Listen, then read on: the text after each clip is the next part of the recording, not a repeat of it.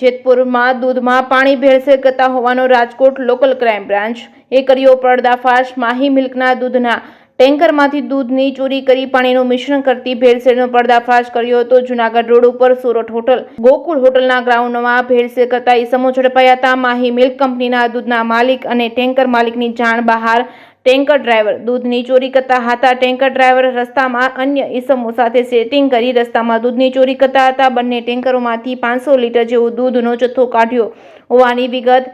ટેન્કરમાંથી 500 litre દૂધ કાઢી સામે એટલું જ પાણી ભેળસેળ કરતા હોવાની માહિતી। દૂધની ડિલિવરી આપનાર સાથે પણ ટેન્કર ડ્રાઈવર વિશ્વાસઘાત કરતા હતા। ફૂડ એન્ડ ડ્રગ્સ વિભાગને સ્થળ પર બોલાવી દૂધનું પરીક્ષણ કરાવ્યું હતું। લોકલ ક્રાઇમ બ્રાન્ચે બંને ટેન્કર ડ્રાઈવર અને દૂધનું સેટિંગ કરનાર સહિત કુલ 6 ઈસમોની કરી હતી અટકાયત। લોકલ ક્રાઇમ બ્રાન્ચે દૂધ ટેન્કર સહિત દૂધ તેમજ અન્ય મુદ્દામાલ મળી કુલ ₹24,43,000નો મુદ્દામાલ કબજે કર્યો હતો। જે કેસની ગુજરાતી સાથે રાકેશ પીઠડિયા, જેતપુર।